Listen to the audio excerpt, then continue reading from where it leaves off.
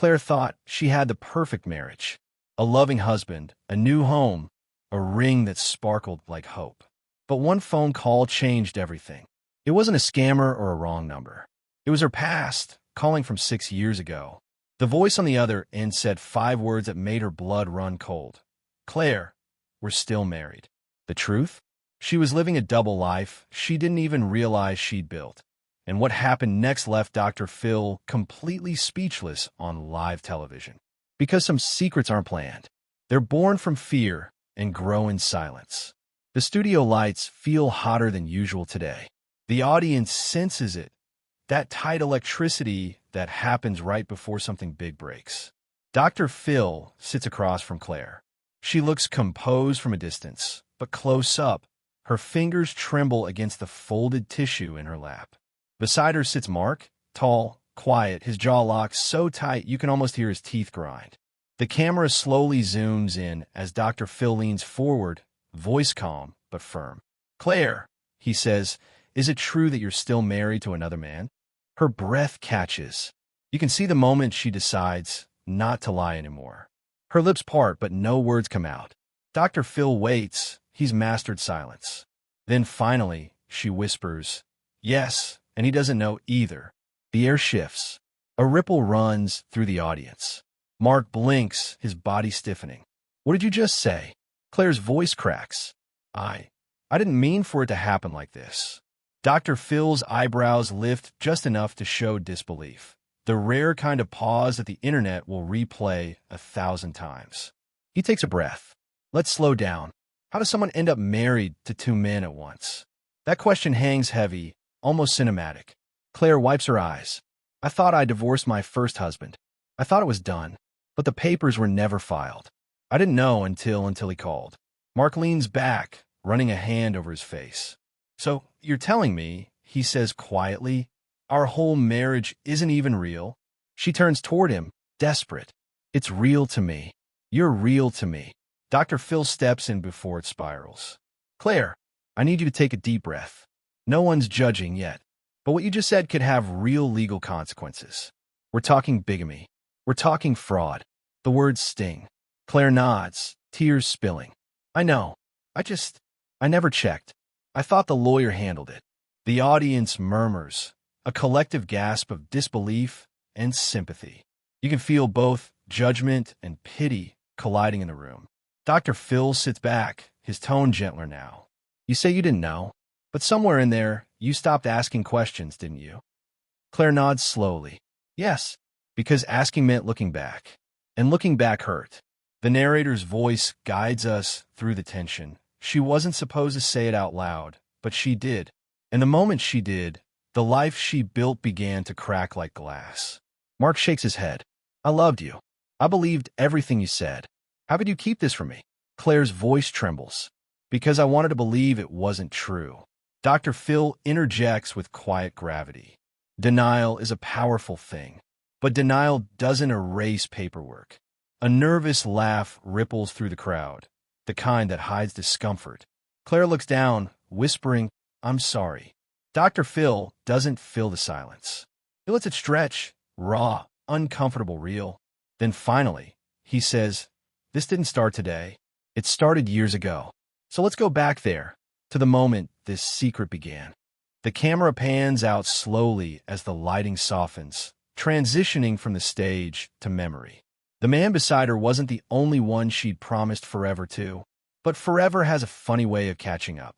We rewind 6 years. The studio fades away, replaced by the echo of courthouse footsteps. Claire is 28. She stands barefoot in cheap heels, clutching a manila envelope like a lifeline. Her marriage is ending, but she doesn't cry. She just wants to breathe again. Across from her stands Eric, her husband, soon-to-be ex-husband. He's calm on the outside, but there's that edge in his voice she's learned to fear. You'll regret this, he says quietly, smiling in a way that doesn't reach his eyes. She signs the final page of what she thinks are divorce papers. The clerk stamps them. The echo of the stamp sounds like freedom. She doesn't know the clerk forgot to file them that day. She doesn't know her lawyer would move firms and misplace her file. She doesn't know her name will still be tied to his, legally, invisibly, for years to come. All she knows is that she's walking away. The narrator's voice drifts over the moment. Sometimes we think the worst is over when we leave. But the truth is, not every door closes just because you slam it. Claire moves into a small apartment. A new start, new job, new friends. Every trace of Eric gets boxed up, burned, or deleted. She even switches back to her maiden name, Reed, because Claire Reed sounds clean, untouched. Life starts to make sense again. She begins volunteering at a local fundraiser where she meets Mark. He's the opposite of Eric, kind, gentle, the kind of man who actually listens when she speaks. When he laughs, it feels safe. When he looks at her, it feels like she exists again. The relationship grows quickly. They share takeout dinners, inside jokes, weekend trips. And when he proposes after a year, she doesn't hesitate. She tells herself she deserves this happiness.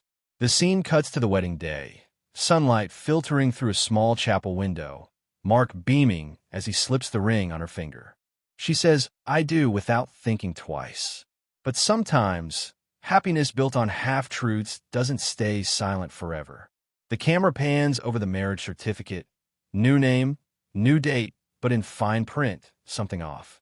Under previous marital status, the box for divorced is left unchecked. The clerk forgot to correct it. A mistake too small to notice, yet big enough to change everything. Cut to years later. Claire in her kitchen, stirring coffee when the phone rings. "Hello." The voice on the other end sends a chill down her spine. Claire. She freezes. That voice. She hasn't heard it in years. "It's Eric. I just got a letter," he says. "It says my tax records are still tied to your name." "Why is that?" Her mouth goes dry. "That can't be right. We're divorced." Eric chuckles bitterly. "Then why does the system still say we're married?" The world tilts. She grabs the counter for balance. "I don't know," she whispers. "There must be a mistake." He pauses. "You remarried, didn't you?" She doesn't answer. The silence tells him everything. "Claire," he says slowly, "you might want to check with a lawyer before someone else does." The line clicks dead. That night, she sits alone, surrounded by the quiet hum of appliances and the weight of realization. She digs through old folders, bank records, legal forms.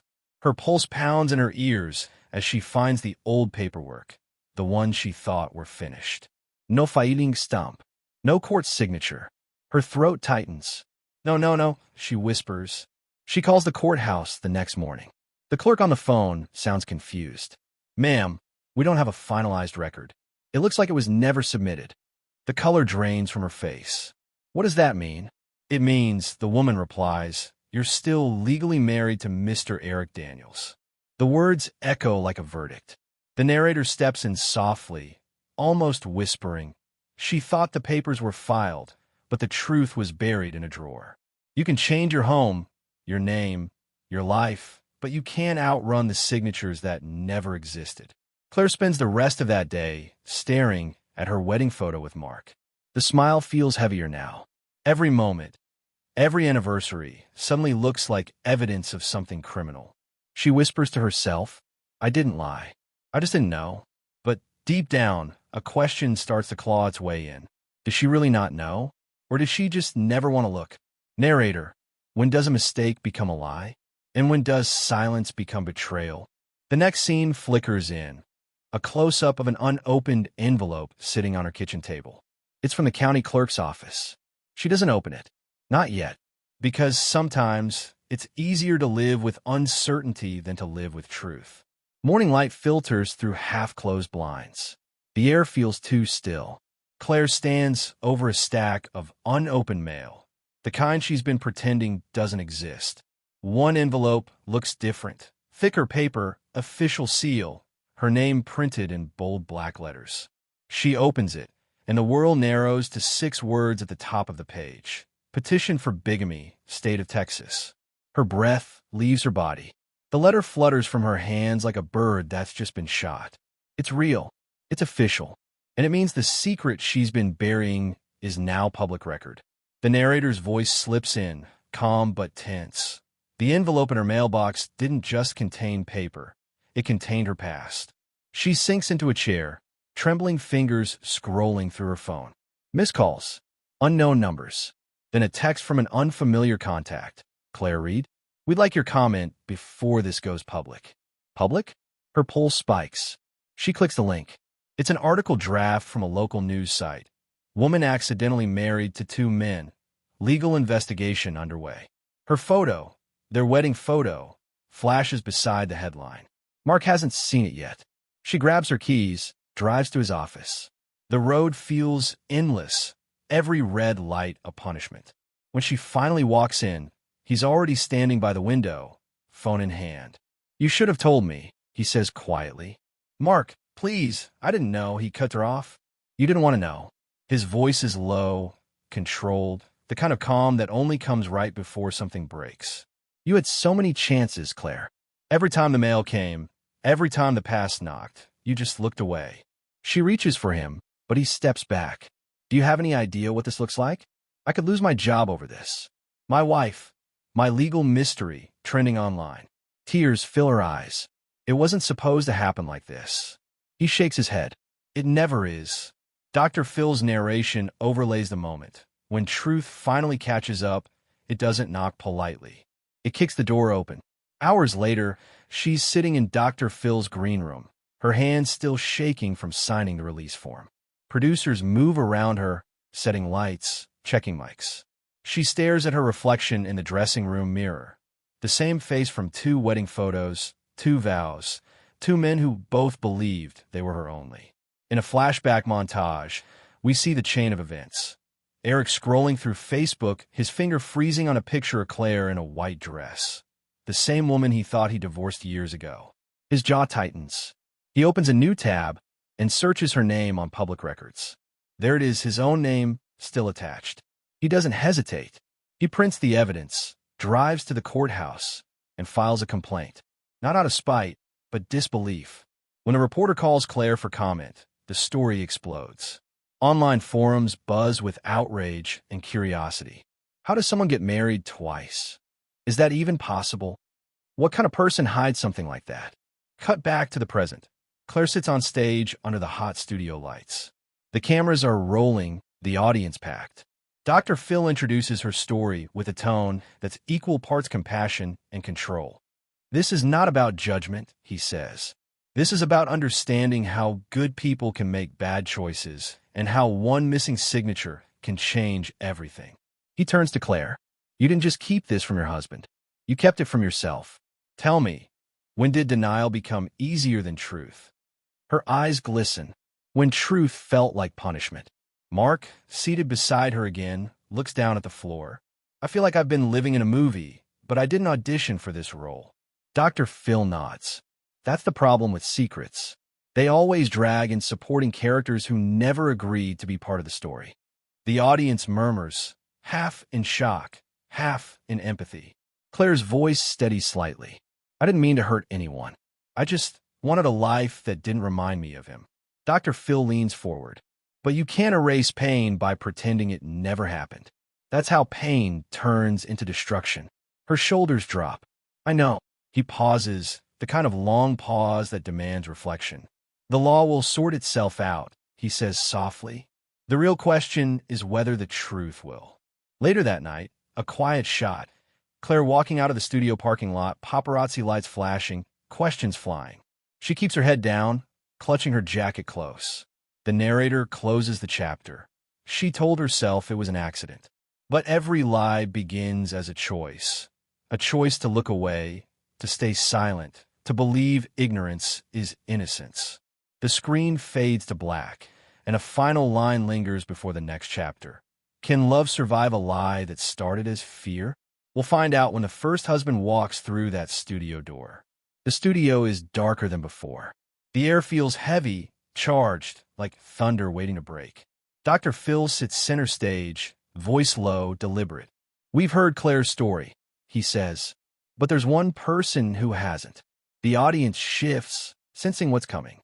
Backstage, a producer whispers he's ready. Eric, the first husband, steps into the light. Gasps ripple through the crowd. Mark stiffens. Claire's eyes widen, panic flashing like lightning. Dr. Phil rises, meeting Eric halfway. Thank you for being here, he says calmly. This is about closure, not confrontation. Eric nods, jaw tight. I didn't come to yell. I came to understand how I lost a wife I was still married to. Claire looks down, her voice barely audible. You didn't lose me. I left. Eric's laugh is bitter. There's a difference. Dr. Phil motions for everyone to sit. The tension feels physical. You can almost see the space between them vibrate. He starts slow. Eric, you say you were blindsided. What did you feel when you saw Claire's new wedding photos? Eric exhales, looking straight ahead. It felt like watching someone steal my life and realizing they didn't even have to break in. Mark turns toward him. You think she planned this? Eric shrugs. Maybe not planned, but she sure didn't check. Claire's hands twist in her lap. I was terrified, Eric. You don't remember what you were like back then. His eyes flash. I remember being angry, yes, but I never deserved to be erased. The audience murmurs again, split between sympathy and disbelief. Dr. Phil cuts in gently. Let's pause right there. Claire, did you ever reach out after you left? She shakes her head. No, I wanted to start over. Every call, every reminder, I blocked it out. I thought silence meant safety. Dr. Phil leans forward. But silence doesn't mean safety. It means unresolved. And unresolved pain doesn't disappear, it waits. The line hits hard. You can see the words sink into everyone's chest. Mark finally speaks. I didn't sign up to be the sequel to someone else's story. Dr. Phil looks at him. Yet here you are, because love doesn't read fine print. It just trusts. Mark's voice cracks. I still love her, but I don't know if I can ever believe her again. Claire's tears spill freely now. I never wanted to lie to you, Mark. I swear. I just didn't know how to tell you something that could destroy everything we had. Dr. Phil nods slowly. That's the problem with truth. The longer you wait to tell it, the sharper it cuts. The camera pans close on Claire's face, makeup streaked, eyes red, raw. I thought if I ignored it, it would fix itself. Dora feels softens. That's not how life works, sweetheart. Secrets don't dissolve, they detonate. Eric sits back, quieter now. I don't hate you, Claire. I just wish you'd given me an ending instead of a cliffhanger. The narrator's voice slips in. The man she left walked in, and everything stopped. Some secrets don't just break hearts. They break laws. The audience applauds softly, not from joy, but respect for truth finally spoken aloud. Dr. Phil straightens his notes. Here's the thing, he says. You can't rewrite yesterday, but you can decide how tomorrow reads. If this marriage is to survive, either marriage, it begins with accountability. He turns toward Claire. So, Claire, are you ready to own the choices that brought us here? She nods, trembling. Yes. Then start by saying what you haven't said yet. She looks at both men. I'm sorry. I hurt you both because I was scared of being controlled, scared of being alone. But fear isn't an excuse anymore. I want to make it right. Eric exhales. Mark looks down, conflicted.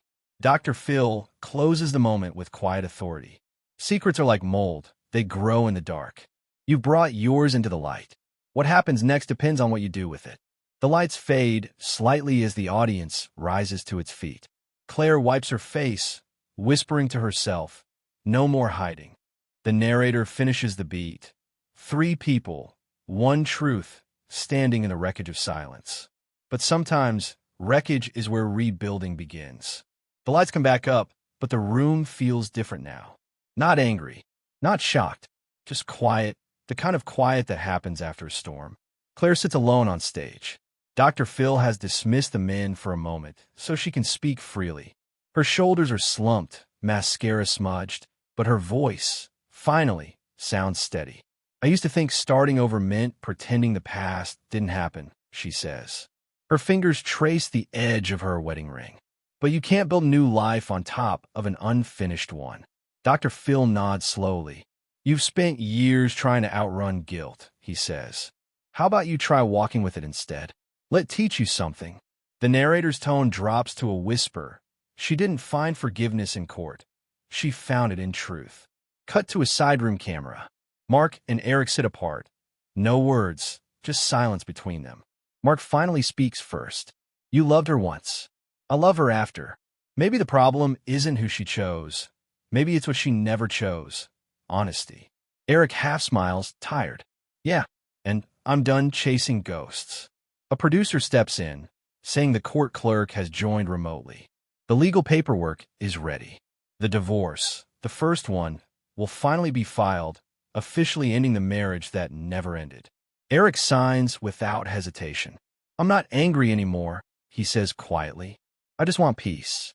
Mark signs next, releasing the chaos that's been eating at him. When the pen reaches Claire, her hands shake. She takes a deep breath, then signs her name, her real name, not the alias she's been hiding behind. Claire Reed Daniels. The ink glides across the paper like closure finally finding its mark. Dr. Phil's voiceover fills the space. For the first time, her name finally meant her. Hours later, the cameras stop rolling, but one stays behind for the raw aftermath. Claire stands outside the studio doors. No audience, no lights, just the night air. Mark walks up behind her. They don't touch. They just stand side by side. I don't know if we can fix this, he admits. I don't either, she says. But I know I want to try. He studies her for a long moment, then starts by telling me everything. No edits this time. She nods, tears glistening. Everything. They walk away slowly, silhouettes fading into the parking lot light. Two people who may never be the same, but might still find something honest inside the wreckage. A few weeks later, an update segment. Claire in therapy. No makeup, hair tied back, speaking openly to camera. I used to think shame kept me humble, she says, but just kept me stuck. Facing what I did doesn't erase it, but lets me grow past it. Her voice doesn't tremble anymore. Cut to Dr. Phil in the studio, addressing viewers directly. You can't heal what you won't face, he says. Hiding from the truth doesn't protect you. It just delays the moment you have to confront it. The narrator carries us toward the moral close. For years, Claire ran from accountability. But when she stopped running, she didn't fall. She finally stood. Final scene. The empty stage, one spotlight, the same chair where she once sat trembling. She returns for a follow-up taping. She sits calm, composed, and looks straight into the camera. I lost two men I loved, she says. But maybe that's what it took to finally meet the woman I was supposed to become. A long pause.